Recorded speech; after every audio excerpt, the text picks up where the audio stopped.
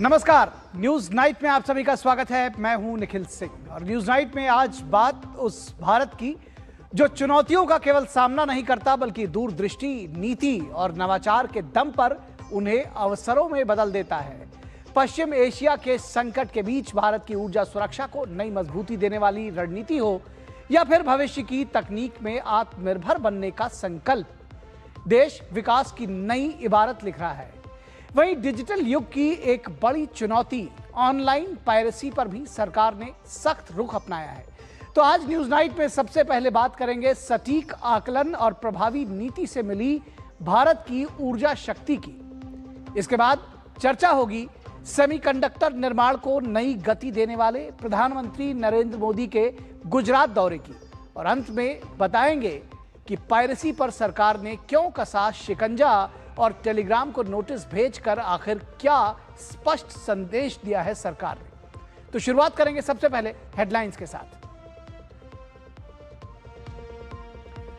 PM Modi ने राजस्थान के बालोतरा से पहली ग्रीनफील्ड इंटीग्रेटेड रिफाइनरी राष्ट्र को समर्पित की।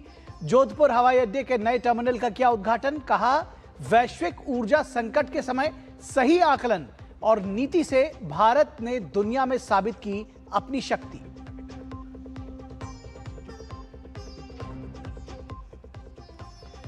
प्रधानमंत्री ने गुजरात के साणंद में CG Semi outsource semiconductor assembly and test संयंत्र का किया उद्घाटन।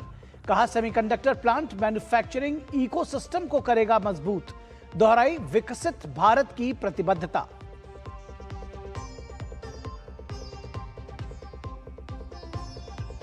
राष्ट्रपति द्रौपदी मुर्मू ने मॉनसून सत्र 2026 को दी स्वीकृति। 20 जुलाई से 13 अगस्त 2026 तक चलेगा सत्र। राष्ट्रीय महत्व के मुद्दों पर सार्थक होगी चर्चा, लेकिन केंद्रीय संसदीय कार्य मंत्री किरेन रिजिजू ने दी जानकारी।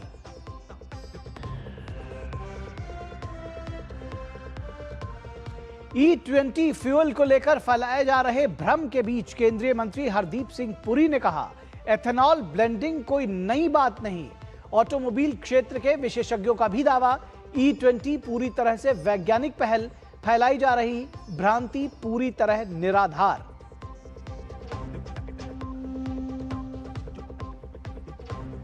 पश्चिम बंगाल में टीएमसी के बीच आंतरिक संकट जारी। टीएमसी प्रदेश अध्यक्ष चंद्रिमा भट्टाचार्य ने भी दिया पद से इस्तीफा। भाजपा ने ममता बनर्जी के तानाशाह रवैये को बताया पार्टी की गिरती साख का कारण।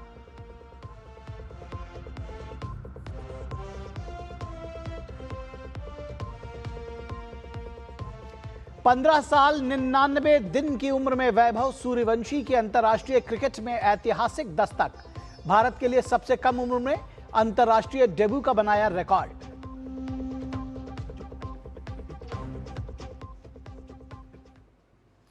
तो सबसे पहले प्रधानमंत्री नरेंद्र मोदी के गुजरात और राजस्थान दौरे की बात करते हैं। आत्मनिर्भरता की दिशा में एक और बड़ा कदम बढ़ाते हुए प्रधानमंत्री मोदी गुजरात के साणंद में CG Semi outsourced semiconductor assembly and test संयंत्र का उन्होंने उद्घाटन किया, जिससे सेमीकंडक्टर मिशन और विकसित भारत के लक्ष्य को हासिल करने की दिशा में बेहद अहम माना जा रहा है। प्रधानमंत्री ने इसे इलेक्ट्रॉनिक्स क्रांति का अगला चरण बताते हुए देश में आत्मनिर्भर और मजबूत तकनीकी इकोसिस्टम विकसित करने की कड़ी करार दिया है। देश ने शनिवार को सेमीकंडक्टर निर्माण में आत्मनिर्भरता की दिशा में एक और बड़ा कदम बढ़ाया। प्रधानमंत्री नरेंद्र मोदी ने गुजरात के साणंद में स्थित CG Semi outsourced semiconductor assembly and test संयंत्र का उद्घाटन किया। संयंत्र में व्यावसायिक उत्पादन की शुरुआत से वैश्विक सेमीकंडक्टर सप्लाई चेन में भारत की भूमिका और मजबूत होगी। इस वर्ष की शुरुआत में मैंने कहा था कि वर्ष 2026 में 4 सेमीकंडक्टर फैसिलिटी शुरू हो जाएगी और आज मेरे मंत्री ने कह दिया नहीं 4 नहीं 5 हो जाएगी।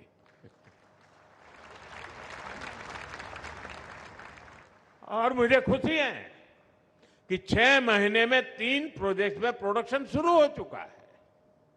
यानी आज का भारत बड़े लक्ष्य भी रखता है और उन्हें समय पर पूरा भी करता है। यह परियोजना इंडिया सेमीकंडक्टर मिशन के तहत मंजूर की गई शुरुआती 4 परियोजनाओं में शामिल है। इस पर कुल 7,500 करोड़ रुपए से अधिक का निवेश किया गया है। संयंत्र में wafer sorting, assembly, testing, package design, failure analysis और लॉजिस्टिक्स जैसी एंड टू एंड सेवाएं उपलब्ध होंगी।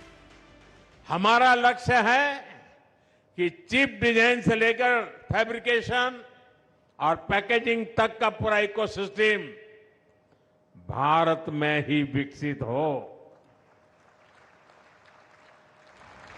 और भारत चिप तो बनाएगा ही, भारत का युवा मेड इन इंडिया चिप पर एआई, रोबोटिक्स और नेक्स्ट जेन टेक क्रांति को भी गति देगा।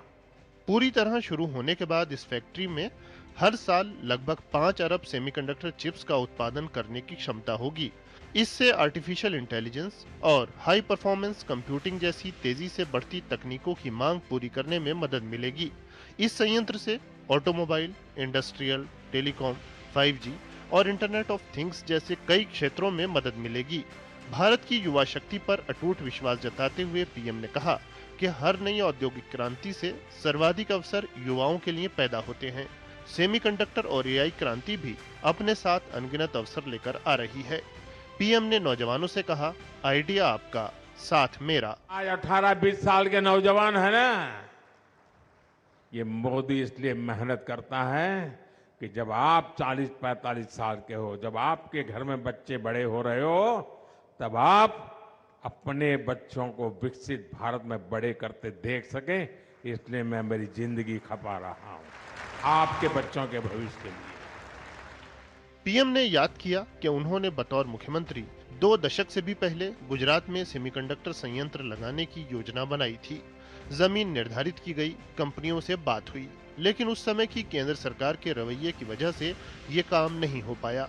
पीएम ने पिछले 12 वर्ष में देश में इलेक्ट्रॉनिक्स क्रांति का विस्तार से जिक्र किया। दरअसल देश को सेमीकंडक्टर निर्माण में आत्मनिर्भर बनाना मोदी सरकार की प्रतिबद्धता रही है। प्रधानमंत्री का विजन स्पष्ट है, देश में आत्मनिर्भर और मजबूत तकनीकी इकोसिस्टम विकसित करना। सीजी सेमी सेमीकंडक्टर संयंत्र इसी दिशा में देश की प्रगति को दिखाता है। गौरव श्रीवास्तव के साथ ब्यूरो रिपोर्ट, डीडी न्यूज।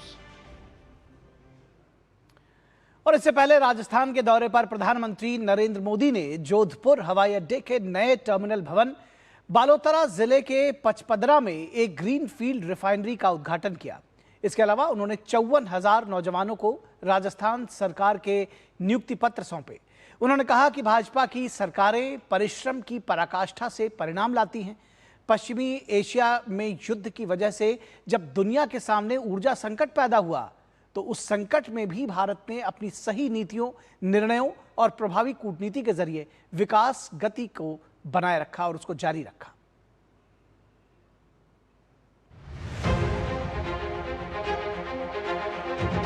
पश्चिमी एशिया में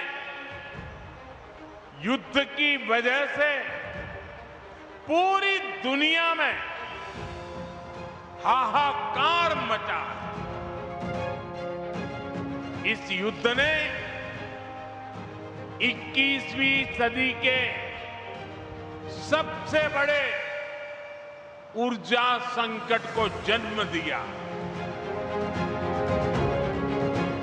भारत ने हर स्तर पर सही फैसले लिए, प्रभावी रणनीति बनाई, भारत के संसाधनों का संतुलित प्रयोग किया, भारत की डिप्लोमेटिक पावर का सकारात्मक इस्तेमाल किया और तब जाकर भारत संकट से उबर पाया है। ऊर्जा संकट के बीच भारत की नई रिफाइनरी का प्रधानमंत्री नरेंद्र मोदी ने बालोतरा के पचपदरा में उद्घाटन किया। राजस्थान सरकार और एचपीसीएल की इस रिफाइनरी की उत्पादन क्षमता प्रति वर्ष 90 लाख मीट्रिक टन की है। प्रधानमंत्री ने बताया कि वैश्विक ऊर्जा संकटों के बीच भारत की रिफाइनरियों ने एलपीजी का उत्पादन 35,000 मीट्रिक टन से बढ़ाकर 54,000 मीट्रिक टन किया। वहीं ऊर्जा का आयात 40 से ज्यादा देशों से किया गया। युद्ध के इसी समय में भारत की दूसरे देशों के साथ जो दोस्ती है ना, वो दोस्ती भी बहुत काम आ गई। जब ये संकट शुरू हुआ था, उससे पहले भारत 25-26 देशों से ही ईंधन का, ऊर्जा का आयात करता था। लेकिन संकट के समय भारत की डिप्लोमेसी का जलवा दिख गया। युद्ध के दौरान ही भारत 40 से ज्यादा देशों से ईंधन मंगाने लगा। भारत ने दुनिया को स्पष्ट संदेश दिया कि हमारे लिए राष्ट्रहित और राष्ट्र के नागरिकों का हित सर्वोपरि है। भारत अपनी रिफाइनरी क्षमता में दुनिया का अब चौथा बड़ा देश है। प्रधानमंत्री ने जनता का धन्यवाद किया। उन्होंने कहा कि संकट के समय भी उनका विश्वास बना रहा और अफवाह, डर और भ्रम की राजनीति को जनता ने करारा जवाब दिया। मैं देशवासियों को नमन करते हुए धन्यवाद कहता हूं। जिस तरह वो इस मुश्किल समय में देश के साथ मजबूती से खड़े रहे, जिस तरह देशवासियों ने अफवाह, डर और भ्रम फैलाने वालों का सामना किया, देश में अस्थिरता फैलाने की साजिशों को नाकाम किया, देश उसी विश्वास के भरोसे आगे बढ़ पाया है। जो लोग भारत को असफल होते देखना चाह रहे हैं, इसके लिए भविष्यवाणी भी करने लग गए थे, वो जरूर आज निराशा की गर्त में पड़े होंगे। प्रधानमंत्री ने भरोसा दिलाया कि देश संकल्प के साथ आगे बढ़ रहा है और इसी के साथ राजस्थान का भी विकास हो रहा है, जबकि कांग्रेस ने राज्य में कई परियोजनाओं को लटका कर रखा था, लेकिन अब चहुमुखी विकास जारी है। उन्होंने जोधपुर एयरपोर्ट के नए टर्मिनल भवन का उद्घाटन किया, साथ ही उड़ान योजना के दूसरे चरण की शुरुआत भी की। जोधपुर से ही आज उड़ान योजना के नए चरण की भी शुरुआत हुई है।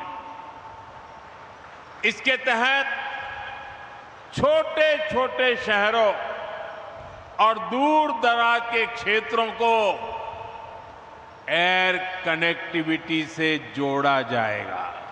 प्रधानमंत्री ने 13,000 करोड़ रुपए की जयपुर मेट्रो फेज 2 का शिलान्यास किया। वहीं 1,000 मेगावाट की बीकानेर सौर ऊर्जा परियोजना और जोधपुर रिंग रोड खंड 2 को राष्ट्र को समर्पित भी किया। जोधपुर से विशाल बैरिस्टो और बालोतरा से तापस भट्टाचार्य के साथ ब्यूरो रिपोर्ट, डीडी न्यूज। और आज यही हमारे विशेष का विषय है कि किस तरह से ऊर्जा से लेकर सेमीकंडक्टर तक भारत विकास की एक नई रफ्तार पर तेजी से आगे बढ़ रहा है। तो इसी विषय पर आज हम विशेष चर्चा करेंगे। आज हमारे विशेष का जो विषय है वो है ऊर्जा से सेमीकंडक्टर तक विकास की रफ्तार। ऊर्जा से सेमीकंडक्टर तक विकास की रफ्तार आज हमारी विशेष चर्चा का विषय होगा। जिस तरह से प्रधानमंत्री नरेंद्र मोदी ने राजस्थान से लेकर गुजरात तक ऊर्जा और सेमीकंडक्टर के क्षेत्र में एक मील का पत्थर स्थापित किया है, वो आज हमारी चर्चा का विषय है, ऊर्जा से सेमीकंडक्टर तक विकास की रफ्तार। और इस विषय पर बातचीत करने के लिए हमारे साथ दो विशेष मेहमान मौजूद हैं, उनसे आपका परिचय करा दें। हमारे साथ डॉक्टर मनीष कुमार हुडा, जो कि डायरेक्टर टेक्नोलॉजी हैं इंडिया सेमीकंडक्टर मिशन के और ministry of electronics and information technology से सीधे जुड़े हुए हैं, वो हमारे साथ मौजूद हैं। डॉक्टर साहब, बहुत स्वागत है आपका। और इसके साथ ही साथ हमारे साथ शिशिर सिन्हा, जो कि सीनियर इकोनॉमिक जर्नलिस्ट हैं, वो हमारे साथ जुड़े हुए हैं।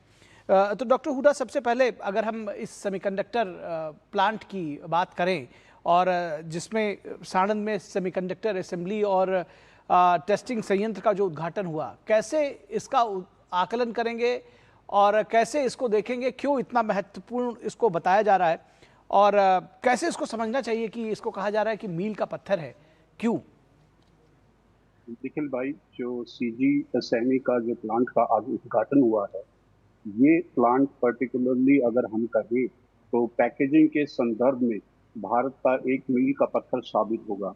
इस प्लांट में हम 3 प्रकार के पैकेज कर सकते हैं डिवाइसेस का: wire bond based packaging, flip chip based packaging और BGA advance BGA based packaging. ये तीनों प्रकार के जो पैकेजिंग होते हैं, ये ऑटोमोटिव डिवाइस के लिए, जो ऑटोमोटिव इंडस्ट्री में काम करते हैं, जो IOT internet of things device के पैकेजिंग के लिए, और हमारे कमर्शियल जो यूज में day to day chips use होती हैं, उनकी पैकेजिंग में सहायक होंगे। आपको जानकर ये अति प्रसन्नता होगी, जब से इस प्लांट की अप्रूवल यूनियन कैबिनेट ने दिया था फरवरी 2024 में, 2 साल के अंदर इस प्लांट का पायलट लाइन का से वाणिज्यिक उत्पादन शुरू हो गया है। ये प्लांट लगाया जा रहा है जो टेक्नोलॉजी सहायक कंपनियां हैं, रेनेसास जापान और दूसरी स्टार माइक्रो इलेक्ट्रॉनिक्स थाईलैंड के साथ मिलकर। जो प्रोडक्ट इस संयंत्र में अभी पैकेज किए गए हैं, वो ऑटोमोटिव सेक्टर के लिए पैकेज किए गए हैं, जो कि अगर मैं बताऊं क्वालिटी और रिलायबिलिटी के संदर्भ में सबसे उच्चतम मार्क रखते हैं। तो इस प्रकार से अगर हम देखें तो ये प्लांट एक सक्षम प्लांट के रूप में उभर कर नजर आया है। और पिछले 3 महीने के अंदर आदरणीय प्रधानमंत्री महोदय ने 3 ऐसे संयंत्रों को राष्ट्र को समर्पित किया है जिसमें वाणिज्यिक उत्पादन शुरू हो चुका है। 28 फरवरी को 2026 को माइक्रोन ने अपनी एटीएमपी फैसिलिटी से वाणिज्यिक उत्पादन प्रारंभ किया था। 31 मार्च को केन्स ने अपने पायलट लाइन से वाणिज्यिक उत्पादन का शुरुआत किया था, और अब सीजी सैमी ने भी अपना वाणिज्यिक उत्पादन शुरू कर दिया है। अगर हम इन तीनों प्लांट के अलग अलग संदर्भ में देखें तो इनके सीजी सेमी के लिए particularly in terms of IoTs, automotive sector में इसका योगदान बहुत महत्वपूर्ण रहे। जी, इसको थोड़ा मैं चाहूँगा डॉक्टर साहब कि आसान शब्दों में अगर हमारे जो दर्शक, साधारण दर्शक इसके महत्व को समझना चाहते हैं, क्योंकि ये कहा जा रहा है कि ये 21वीं सदी का नया ऑयल है एक तरह से सेमीकंडक्टर। अगर 20वीं सदी में तेल एक बड़ी चीज़ थी और विकास का एक द्योतक था, तो यही चीज़ इस बार सेमीकंडक्टर के लिए 21वीं सदी में, कैसे इसको समझें? देखिए सर, अगर हम इसको समझना चाहें, आज हमारे जीवन का कोई भी ऐसा पहलू नहीं है जो सेमीकंडक्टर से अनछुआ रहे। हमारे डे टू डे लाइफ में कोई भी ऐसा स्थान नहीं है, इवन पूरे अगर ब्रह्मांड की बात करें, कोई भी ऐसा स्थान नहीं है जो सेमीकंडक्टर कंपोनेंट से बिना छुआ रहे, अछूता रहे। और हमारी लाइफ को सुदृढ़ और समर्थ करने के लिए और आसान करने के लिए सेमीकंडक्टर डिफरेंट प्रकार के सॉल्यूशन डे बाय डे कर रहा है। चाहे वो कमर्शियल सेगमेंट हो, चाहे वो टेलीकम्युनिकेशन का सेगमेंट हो, चाहे वो ऑटोमोटिव का सेगमेंट हो जहाँ सेफ्टी एंड सिक्योरिटी सबसे प्राइम इंपॉर्टेंस है, या फिर हमारा आज के दूर संचार का पार्ट हो और हेल्थ केयर हो, सभी के क्षेत्रों के अंदर सेमीकंडक्टर का ही बोलबाला है। और अगर हम इस संदर्भ में आगे बढ़ रहे हैं, आपको जान के ये अति प्रसन्नता होगी, Bharat design of semiconductor sector में विश्व में अग्रणीय योगदान देता रहा है। अब इन ऐसे प्रकार के संयंत्र लगने से ऐसा भी एक सिनेरियो उत्पन्न होके आ रहा है कि भारत हार्डवेयर में जो कि अपने सिस्टम खुद बनाएगा और अपने सिस्टम खुद ही प्रोड्यूस करके सिस्टम लेवल अप्रोच में डिवाइस, टेक्नोलॉजी एंड इक्विपमेंट को प्रोड्यूस करने में सहायक सिद्ध रहेगी। जी, ठीक बात है। शिशिर जी, अगर हम इन टोटलिटी आपसे बात करें, दरअसल राजस्थान में एक नई रिफाइनरी, उसके बाद जोधपुर में नए टर्मिनल भवन का, एयरपोर्ट के नए टर्मिनल भवन का उद्घाटन, उड़ान 2, उसके बाद फिर सेमीकंडक्टर मिशन को, उसको एक और नई गति देना। क्या ये नए भारत के का विकास मॉडल है? कैसे आकलन करेंगे इस तरह की जो विकास को एक तीव्र गति देते हुए अलग अलग क्षेत्रों में?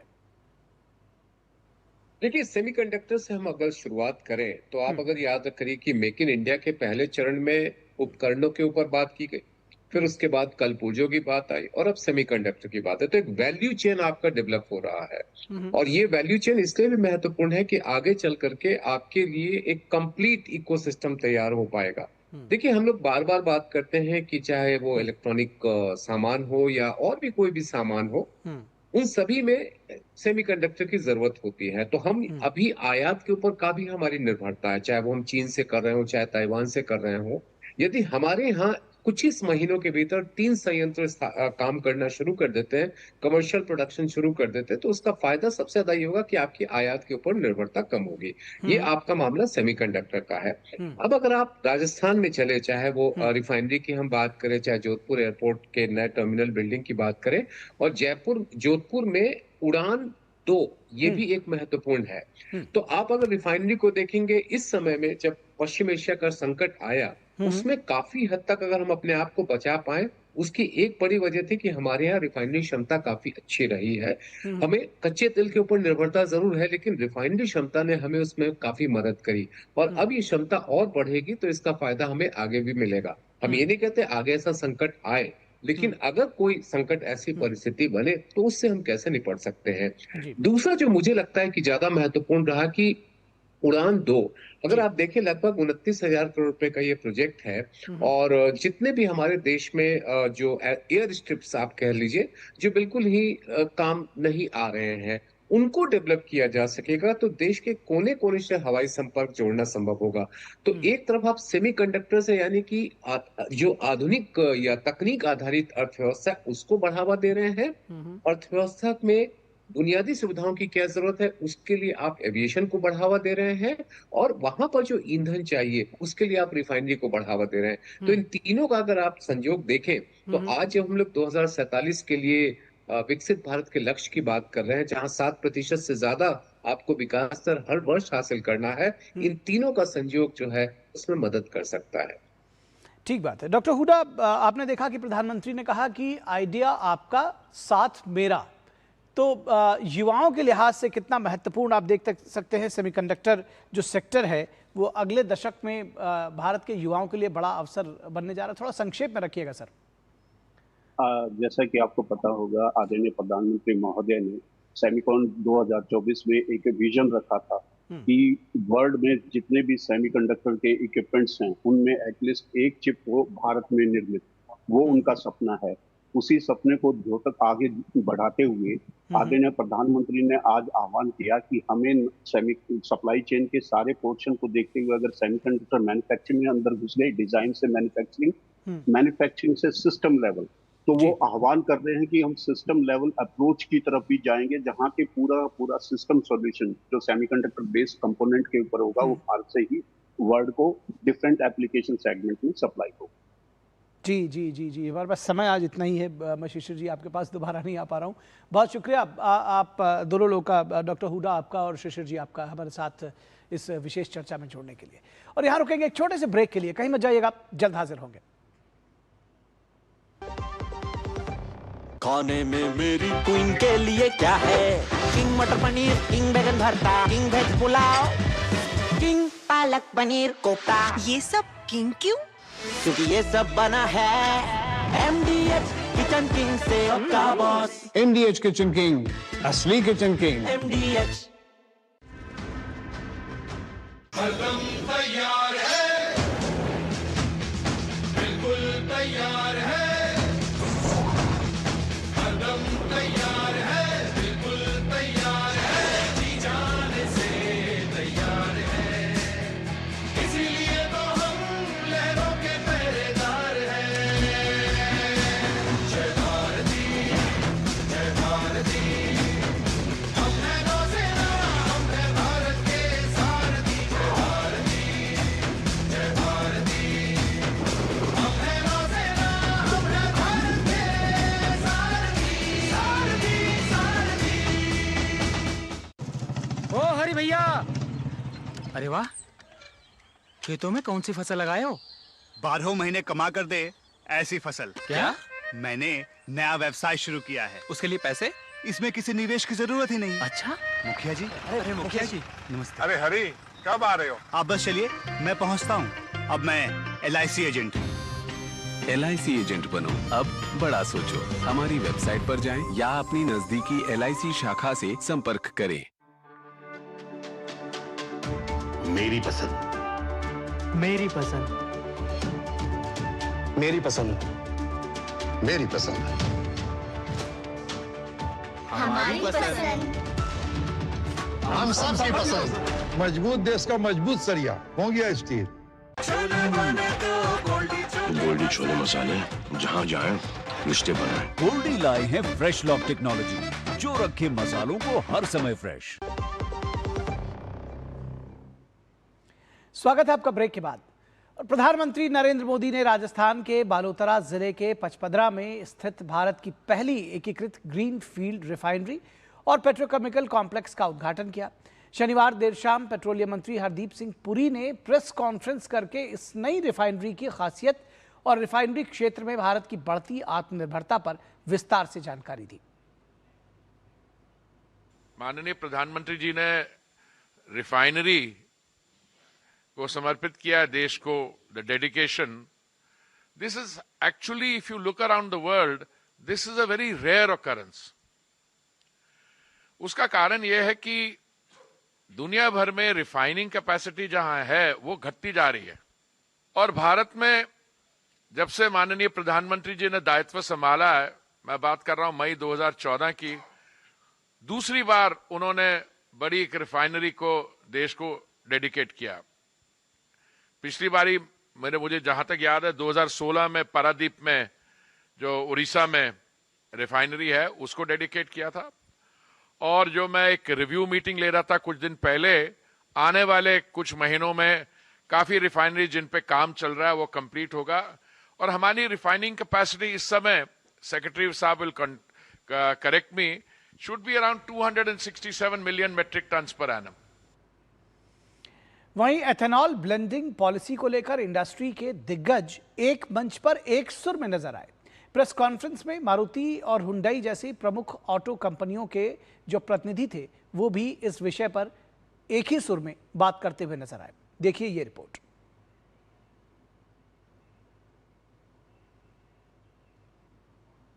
एथेनॉल का काम ना हमने इन्वेंट किया, 100 साल से इस पे काम हो रहा है। जो एक हेनरी फोर्ड था, जो फोर्ड मोटर कंपनी का मालिक था, उसने उस समय गाड़ी चलाई है बायोफ्यूल से, केरोसिन से, फॉसिल फ्यूल से।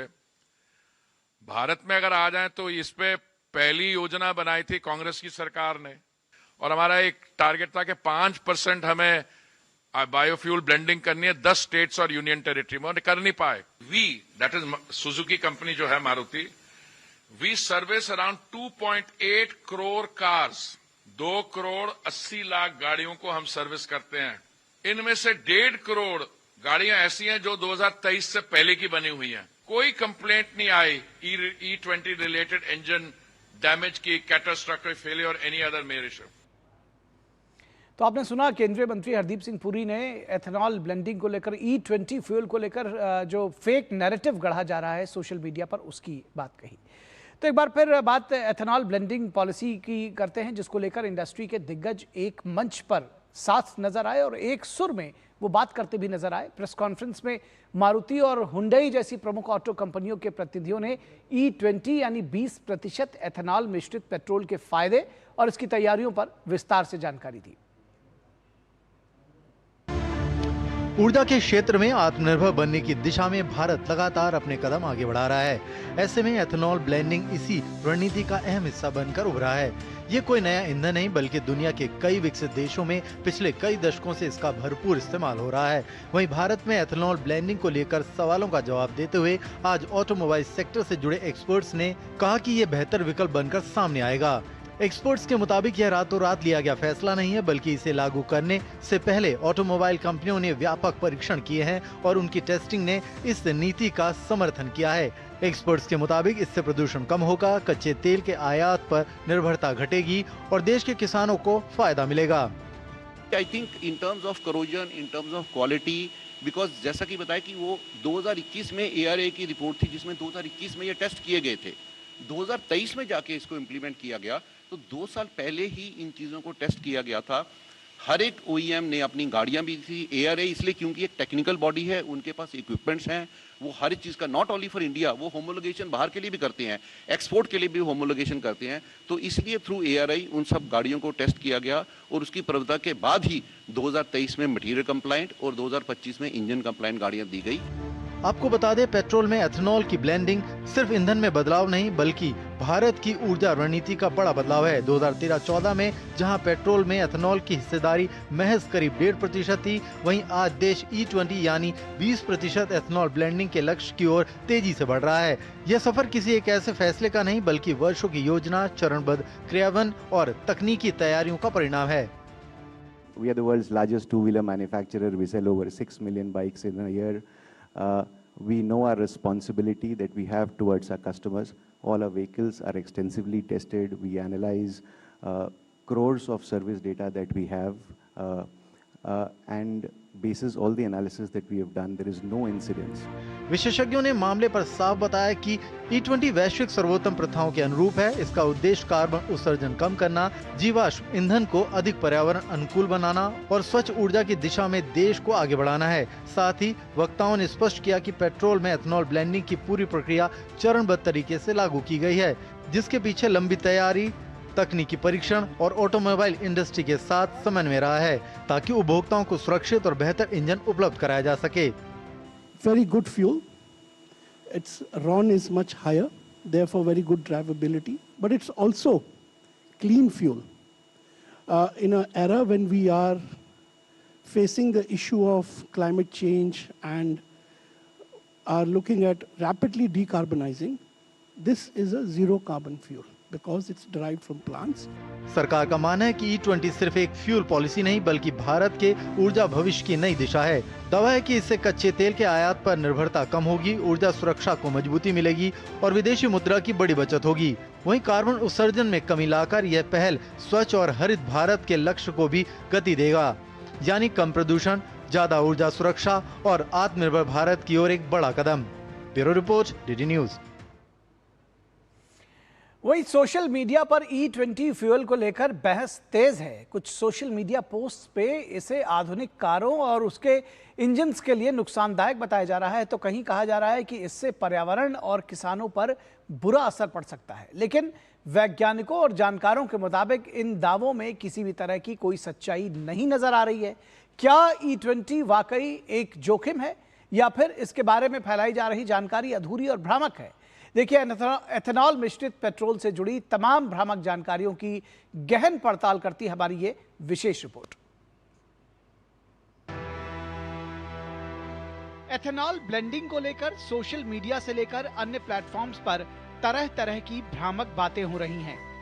इंटरनेट पर गाड़ियों के खराब होने और इंजन में पानी आने की बात कही जा रही है, तो कहीं पर्यावरण को लेकर लगातार भ्रामक जानकारियां फैलाई जा रही हैं। लेकिन रील और फॉरवर्डेड मैसेज के इस दौर में सच कहीं पीछे छूट गया है। सबसे पहला सवाल और बड़ा भ्रम तो यह है कि क्या E20 फ्यूल से इंजन खराब हो जाएगा और कार की वारंटी और इंश्योरेंस खत्म हो जाएगा? तो सच यह है कि यह दावा पूरी तरह से गलत है। सरकार और देश की सबसे बड़ी टेस्टिंग एजेंसी ARAI ने बिल्कुल साफ किया है कि कारों पर 40,000 किलोमीटर और टू व्हीलर्स पर 20,000 किलोमीटर के कड़े ट्रायल के बाद ही इसे मंजूरी दी गई है। मेटल या प्लास्टिक कंपोनेंट्स पर इससे कोई भी बुरा असर नहीं पाया गया है। और रही बात वारंटी और इंश्योरेंस रद्द होने की, तो ऑटोमोबाइल इंडस्ट्री और इंश्योरेंस कंपनियों ने साफ किया है कि E20 फ्यूल इस्तेमाल करने पर गाड़ी की वारंटी और इंश्योरेंस पर कोई आंच नहीं आएगी। वहीं फ्यूल टैंक में पानी आने की अफवाह पर पेट्रोलियम मंत्रालय ने स्पष्ट किया है कि गाड़ियों और पेट्रोल पंपों के अंडरग्राउंड टैंकों में पानी को रोकने के लिए एडवांस सेफ्टी गियर और सिलिका जेल ट्रैप लगे होते हैं। यानी एथेनॉल मिश्रित पेट्रोल से इंजन पूरी तरह सुरक्षित है। अब आते हैं दूसरे बड़े भ्रम पर, जिसमें कहा जा रहा है कि 1 लीटर एथेनॉल बनाने में 10,000 लीटर पानी खर्च होता है। ये दावा भी पूरी तरह से आधारहीन और गलत है। असल में एथेनॉल प्लांट्स में प्रति लीटर सिर्फ 3 से 5 लीटर प्रोसेस्ड पानी का इस्तेमाल होता है और आधुनिक यूनिट्स में जीरो लिक्विड डिस्चार्ज तकनीक भी अपनाई जा रही है, यानी पानी को रिसाइकिल किया जाता है। इसके अलावा एथेनॉल का बड़ा हिस्सा अब मक्का जैसी फसलों से आ रहा है, जिसमें सिंचाई की जरूरत सीमित होती है। इसलिए पानी की खपत को लेकर जो बड़े आंकड़े फैलाए जा रहे हैं, वो वैज्ञानिक रूप से बिल्कुल सही नहीं है। एथेनॉल को लेकर एक और बड़ा भ्रम यह है कि भारत में E20 एक खतरनाक प्रयोग है, लेकिन सच्चाई यह है कि एथेनॉल फ्यूल कोई नया कॉन्सेप्ट नहीं है। दुनिया के कई देश पहले से एथेनॉल मिश्रित पेट्रोल इस्तेमाल कर रहे हैं। अमेरिका में E10 स्टैंडर्ड फ्यूल बन चुका है और वहां E15 का दायरा लगातार बढ़ रहा है। ब्राजील में तो पेट्रोल में करीब 27 से 35% तक एथेनॉल मिलाया जाता है और वहां 80% से ज्यादा गाड़ियां फ्लेक्स फ्यूल पर चलती हैं। कनाडा, थाईलैंड, जापान और यूरोप के कई देश सालों से इसका इस्तेमाल कर रहे हैं। भारत का E20 प्रोग्राम कोई नया प्रयोग नहीं, बल्कि ग्लोबल बेस्ट प्रैक्टिस के मुताबिक है, जो न सिर्फ पर्यावरण के अनुकूल है, बल्कि इससे ऊर्जा क्षेत्र में हमारी बड़ी जरूरतें भी पूरी हो रही हैं। E20 को लेकर सोशल मीडिया पर यह भी कहा जा रहा है कि एथेनॉल प्लांट्स किसानों और पर्यावरण को नुकसान पहुंचाते हैं, जबकि हकीकत इसके बिल्कुल उलट है। ये प्लांट पर्यावरण मंत्रालय से सख्त मंजूरी मिलने के बाद ही लगते हैं और बायोमास यानी कचरे से बनी बिजली पर चलते हैं। इस एथेनॉल ब्लेंडिंग प्रोग्राम ने साल 2014 से अब तक 1,90,000 करोड़ रुपए से ज्यादा की विदेशी मुद्रा बचाई है। इससे किसानों को सीधा फायदा हुआ। एथेनॉल मिश्रित पेट्रोल की तमाम खूबियों को जानने के बाद ये बात पूरी तरह से सच साबित होती है कि E20 को लेकर सोशल मीडिया और अन्य प्लेटफॉर्म्स पर फैलाए जा रहे ज्यादातर दावे भ्रामक और तकनीकी रूप से बिल्कुल निराधार हैं। E20 न तो गाड़ियों के लिए खतरा है, न पर्यावरण या किसानों के लिए नुकसानदायक, बल्कि ये विकसित भारत और हरित भविष्य की दिशा में क्रांतिकारी कदम साबित होगा। Bureau report, DD news.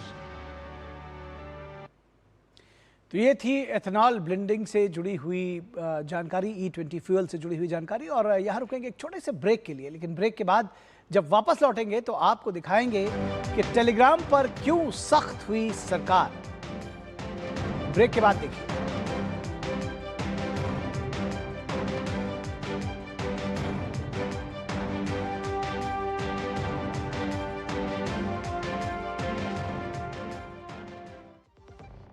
देना वो वाली MDH की सुपर हीट।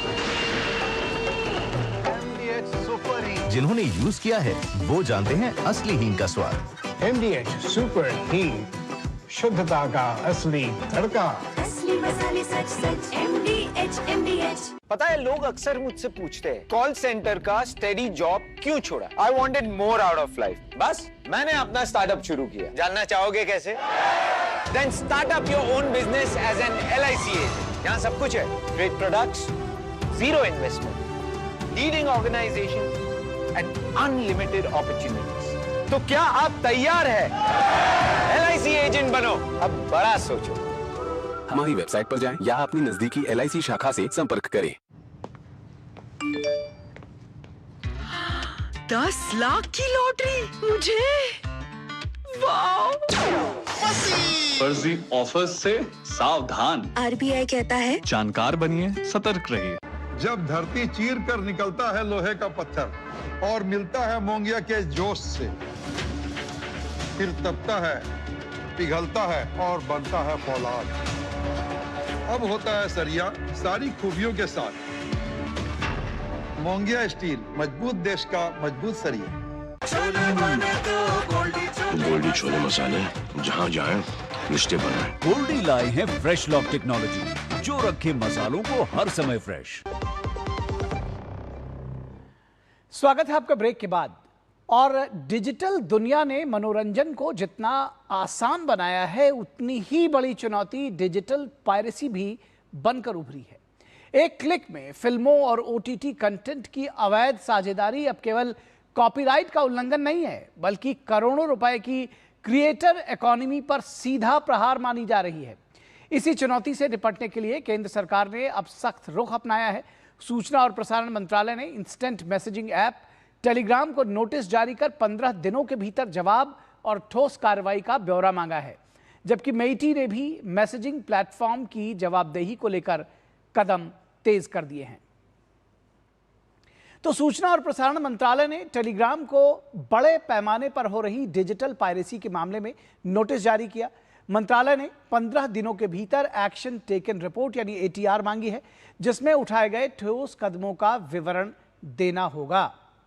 इसके साथ ही साथ सरकार ने स्पष्ट किया है कि केवल शिकायत मिलने पर कंटेंट हटाना पर्याप्त नहीं होगा। बार बार नियम तोड़ने वाले चैनल, ग्रुप, बॉट्स अकाउंट्स और एडमिन्स पर कार्रवाई करने के लिए निर्देश दिए गए हैं। पायरेटेड फिल्मों और कॉपीराइट का उल्लंघन करने वाले ऑडियो वीडियो कंटेंट की पहचान, रिपोर्टिंग, ब्लॉकिंग और रिमूवल के लिए प्रभावी व्यवस्था करनी होगी। इसके साथ ही साथ सरकार चाहती है कि प्लेटफॉर्म प्रोएक्टिव मॉनिटरिंग अपनाए, यानी पहले से ही सजग रहे, ताकि अवैध कंटेंट को समय रहते रोका जा सके। और इसके अलावा डिजिटल पायरेसी से फिल्म उद्योग, ब्रॉडकास्टर्स, OTT प्लेटफॉर्म्स, प्रोड्यूसर्स और डिस्ट्रीब्यूटर्स को हर वर्ष भारी आर्थिक नुकसान उठाना पड़ता है। तो इसका एक पहलू तो सीधे तौर पर यह है। तो ऐसे में सरकार का मानना है कि यह कार्रवाई भारत की तेजी से बढ़ती क्रिएटर्स इकोनॉमी और इंटेलेक्चुअल प्रॉपर्टी की सुरक्षा के लिए बेहद जरूरी है, बहुत आवश्यक है। तो सरकार अब चैनल टू चैनल कार्रवाई के बजाय प्लेटफॉर्म लेवल जिम्मेदारी पर जोर दे रही है। इससे पहले भी सरकार ने टेलीग्राम के 3000 से अधिक पायरेसी चैनल्स पर कार्रवाई की थी और इलेक्ट्रॉनिक्स और सूचना प्रौद्योगिकी मंत्रालय ने टेलीग्राम, सिग्नल और मेटा को यूजर नेम फीचर के रोल आउट को लेकर के भी नोटिस भेजा है। सरकार सोशल मीडिया प्लेटफॉर्म्स और मैसेजिंग प्लेटफॉर्म्स की जवाबदेही तय करने की दिशा में व्यापक निगरानी व्यवस्था को मजबूत कर रही है, ताकि ये पूरा सिस्टम जो है वो एक तंत्र बन जाए और इस तरह की दिक्कतें आगे ना आए। IT अधिनियम 2000 और IT नियम 2021 के तहत मध्यस्थ पर गैर कानूनी गतिविधियों को रोकने के लिए आवश्यक सावधानी बरतने की कानूनी जिम्मेदारी होगी। ये कॉपीराइट उल्लंघन में भारत में कॉपीराइट एक्ट 1957 और सिनेमेटोग्राफी एक्ट 1952 के तहत अपराध माना जाता है। तो ये ऑलरेडी दर्ज है क्राइम की श्रेणी में और अब इसको सख्ती से लागू किया जाएगा। तो संदेश स्पष्ट है, डिजिटल प्लेटफॉर्म्स को केवल माध्यम नहीं, केवल मीडियम नहीं, बल्कि कानून के अनुरूप जिम्मेदार डिजिटल इकोसिस्टम का सक्रिय भागीदार बनना होगा। नियमों का, कानूनों का इस देश के पालन करना होगा और उसी के हिसाब से काम करना होगा। और यहां रुकेंगे एक ब्रेक के लिए, लेकिन ब्रेक के बाद वापस लौटेंगे तो आपको दिखाएंगे कि कैसे भारत ने बदला दुनिया का नजरिया। ब्रेक के बाद देखिए।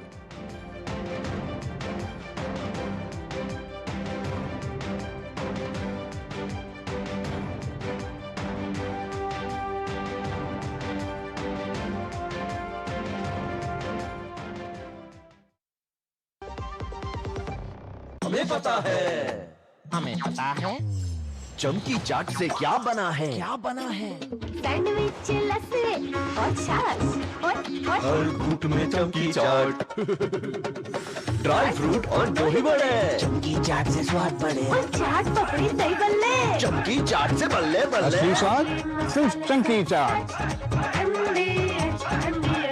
सर आप बहुत लकी है कि आपके बेटे ने हेल्थ इंश्योरेंस और बाकी सारी फॉर्मेलिटीज टाइम से पूरी कर दी है। मेरा बेटा? तो फिर आप? पॉलिसी बाजार क्लेम के टाइम पे हमेशा आपकी हेल्प को तैयार। पॉलिसी बाजार 1 करोड़ का हेल्थ इंश्योरेंस सिर्फ 550 रुपए महीने से शुरू। Hey girls! Congratulations! आज तो पार्टी चाहिए। चैंपियन के साथ सेल्फी लेंगे।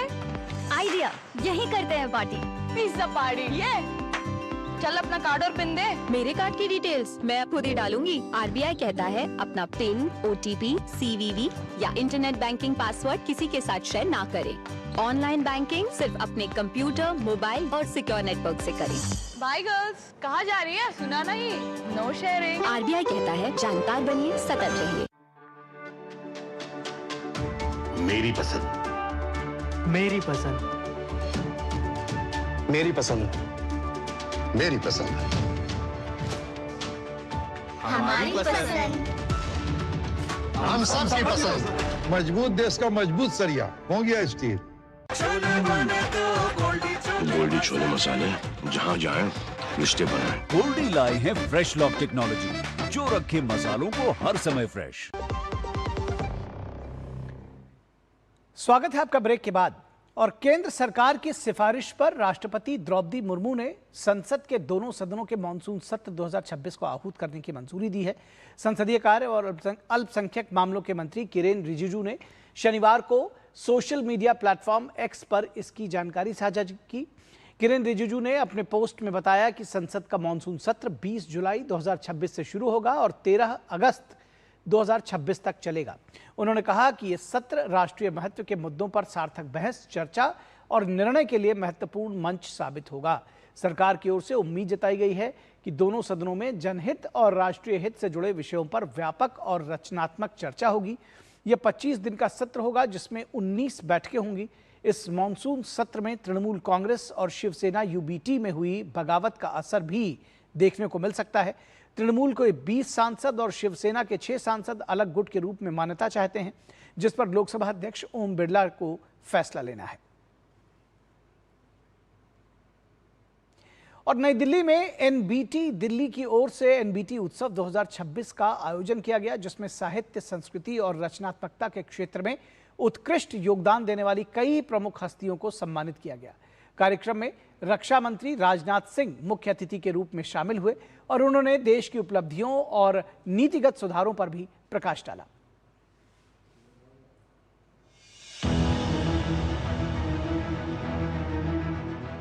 प्रधानमंत्री नरेंद्र मोदी के नेतृत्व में बीते 12 साल सबसे परिवर्तनकारी काल के साक्षी बने हैं।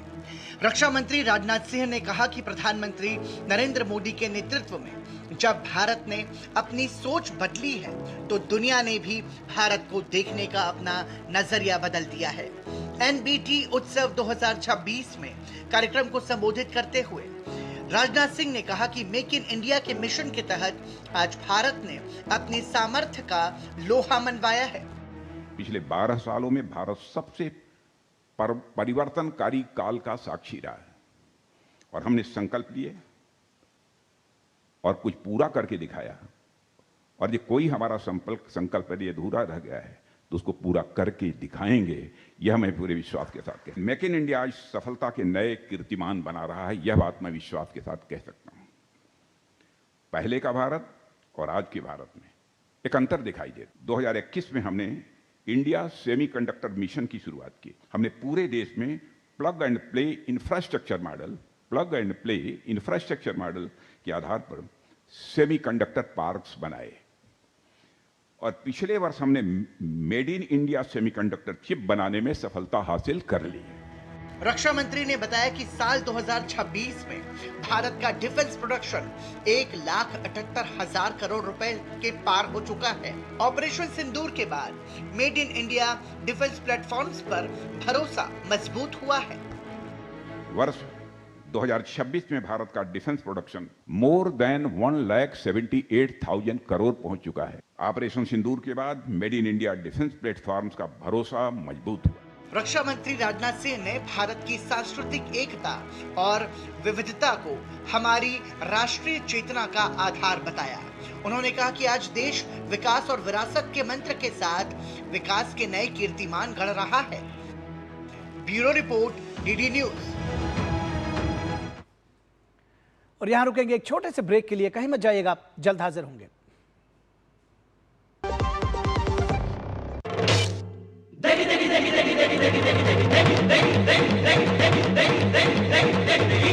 तड़के वाली हरी हरी मिर्च है, लाल लाल लज्जत से भरी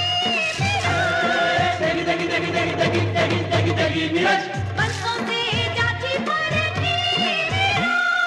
MDH की देगी मिर्च का तड़का, अंग अंग फड़का। MDH की देगी मिर्च। हमारा डेजर्ट आ गया पर हमारी चैंपियन नहीं आई अब तक। बिल भरने के पहले तो आएगी ना। सो गर्ल्स, क्या हो रहा है? बिल हो रहा है। चल अपना कार्ड दे। पिन दे। RBI कहता है अपना पिन, OTP, CVV या इंटरनेट बैंकिंग पासवर्ड किसी को ना दे। ऑनलाइन बैंकिंग सिर्फ अपने ही कंप्यूटर, मोबाइल और सिक्योर नेटवर्क से करें। हाँ, ये खाने की चैंपियनशिप थी क्या? आरबीआई कहता है जानकार बनिए, सतर्क रहिए। हर जीत की शुरुआत होती है छोटे छोटे कदमों से और हर छोटी तैयारी बदल सकती है पूरा नतीजा।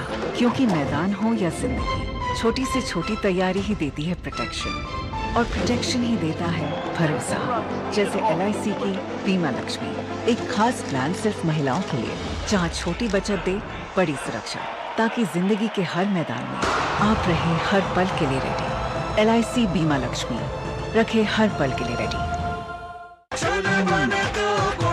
गोल्डी छोले मसाले, जहाँ जाए रिश्ते बनाए। गोल्डी लाए हैं फ्रेश लॉक टेक्नोलॉजी, जो रखे मसालों को हर समय फ्रेश। स्वागत है आपका ब्रेक के बाद।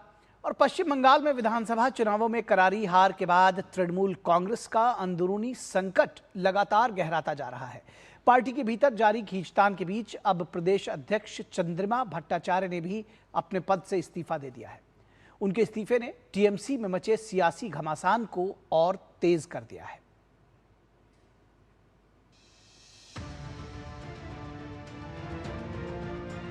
पश्चिम बंगाल में तृणमूल कांग्रेस का आंतरिक संकट थमने का नाम नहीं ले रहा है।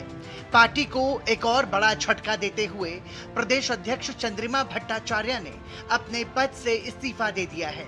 चंद्रिमा ने पार्टी प्रमुख ममता बनर्जी को भेजे पत्र में लिखा, मैं ऑल इंडिया तृणमूल कांग्रेस के स्टेट प्रेसिडेंट के पद से इस्तीफा देती हूं, जो मुझे 3/6/2026 को कालीघाट में हुई बैठक में सौंपा गया था। मैं उन सभी दूसरे पदों से भी इस्तीफा देती हूं जिन पर मैं अभी काम कर रही हूं। उन्होंने आगे लिखा, कृपया ध्यान दें कि मैं अलग अलग बैंक्स में मौजूद ऑल इंडिया तृणमूल कांग्रेस और उससे जुड़ी दूसरी संस्थाओं के अकाउंट्स के लिए अधिकृत हस्ताक्षरकर्ता के तौर पर अपना नाम वापस ले रही हूं। मैं भारत के चुनाव आयोग के सामने आपकी अधिकृत व्यक्ति के तौर पर भी अपना नाम वापस ले रही हूं। जहाँ पर विश्वास नहीं है, जहाँ पर कॉन्फिडेंस नहीं है, वहाँ पर अगर काम करना है तो वो काम ठीक से नहीं हो पाता। इसलिए हमने ये रेजिग्नेशन दिया। चंद्रिमा भट्टाचार्य के इस्तीफे के बाद भारतीय जनता पार्टी और टीएमसी के बागी गुट ने ममता बनर्जी और उनके भतीजे अभिषेक बनर्जी पर हमला बोला है। ये तो होना ही था ना, ऐसे ही तो बोला था कि ये पार्टी जो है, पार्टी में लास्ट दिन तक कितने लोग रहेंगे, सिर्फ बेटा और पीसी, ये पीसी भाईपो का ही पार्टी रहेगा और कोई नहीं रहेगा इस पार्टी में। मैं उनके इस कदम का स्वागत करता हूं। यह होना ही था। जिन लोगों को किसी पद पर नियुक्त किया जा रहा है वे लगातार इस्तीफा दे रहे हैं, क्योंकि कालीघाट तृणमूल में काम करने का माहौल ही नहीं है। चंद्रिमा भट्टाचार्य के इस्तीफे के बाद ममता बनर्जी ने खुद प्रदेश अध्यक्ष का दायित्व संभाल लिया है। उन्होंने मदन मित्रा और कुणाल घोष को जनरल सेक्रेटरी जैसी बड़ी जिम्मेदारी सौंप दी है। बात अगर चंद्रिमा भट्टाचार्य की करें तो वो ममता बनर्जी के सबसे करीबी सहयोगियों में से एक मानी जाती हैं। भट्टाचार्य पार्टी की महिला इकाई की प्रमुख नेताओं में भी शामिल रही हैं। पूर्व की ममता सरकार में वो वित्त, स्वास्थ्य और परिवार कल्याण, भूमि सुधार और शरणार्थी एवं पुनर्वास राज्य मंत्री रह चुकी हैं।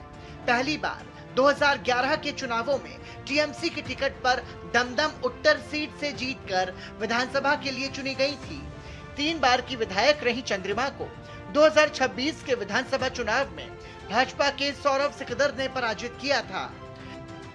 चंद्रिमा भट्टाचार्य का इस्तीफा ऐसे समय में आया है जब चुनावी हार के बाद तृणमूल कांग्रेस पहले से ही आंतरिक कलह और गुटबाजी से जूझ रही है।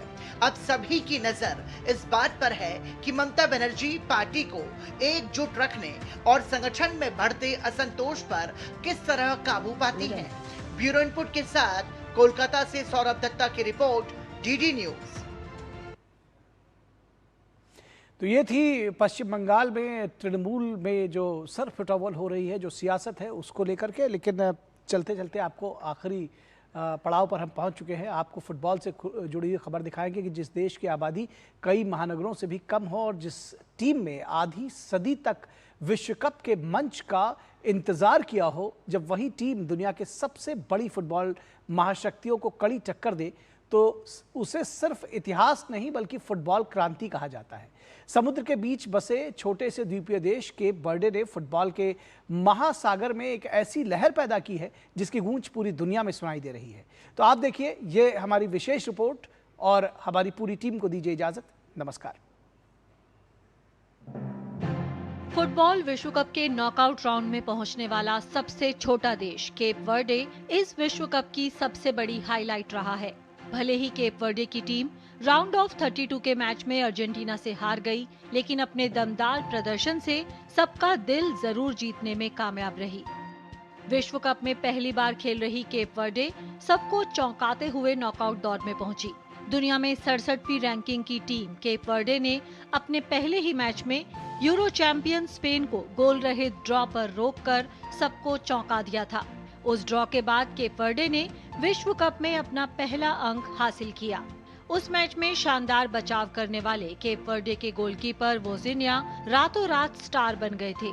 स्पेन के खिलाफ मैच शुरू होने से पहले वोजिनिया के सोशल मीडिया पर 50,000 के करीब फॉलोअर्स थे, लेकिन उस मैच के खत्म होते होते वोजिनिया सोशल मीडिया पर बड़ा क्रेज बन गए। अब उनके पास 20 मिलियन से ज्यादा फॉलोअर्स हैं। इसके बाद दूसरे मैच में केप वर्डे ने उरुग्वे के साथ 2-2 से ड्रॉ खेला। केप वर्डे ने विश्व कप में पहली बार गोल करने में कामयाबी पाई। अपने आखिरी ग्रुप मैच में केप वर्डे ने सऊदी अरब के साथ गोल रहित ड्रॉ खेला और ग्रुप में उप विजेता रहते हुए नॉकआउट दौर में जगह बनाई। केप वर्डे विश्व कप के नॉकआउट में पहुंचने वाला सबसे छोटा देश है। राउंड ऑफ 32 के मैच में केप वर्डे की टीम मौजूदा विश्व चैंपियन अर्जेंटीना को कड़ी टक्कर देती नजर आई। केप वर्डे ने विश्व चैंपियन को निर्धारित समय में जीत से वंचित रखा और मैच में टीम ने 2 बार पिछड़ने के बाद वापसी की और अर्जेंटीना पर लगातार दबाव बनाए रखा। केप वर्डे के गोलकीपर वोजिना ने इस मैच में 8 शानदार बचाव किए, जिसमें अर्जेंटीना के स्टार लायनल मेसी के खिलाफ 1-1 भी शामिल रहा। केप वर्डे की टीम अर्जेंटीना को पेनल्टी शूटआउट में ले जाने से सिर्फ 10 मिनट की दूरी पर थी। भले ही टीम ये मैच हार गई, लेकिन केप वर्डे का ये साहसिक प्रदर्शन इतिहास के पन्नों में दर्ज हो गया है। इस छोटे से देश ने दिखा दिया कि वे दुनिया की किसी भी बड़ी टीम को टक्कर दे सकते हैं। टीम के 40 वर्षीय गोलकीपर वोजिनिया के पास फिलहाल कोई क्लब नहीं है। पुर्तगाल के 2nd डिवीजन क्लब शावेस के साथ उनका करार समाप्त हो चुका है। उन्होंने इस विश्व कप में कुल 18 सेव किए हैं और अब दुनिया भर के क्लब्स की नजर उन पर रहेगी। Sports desk, DD news.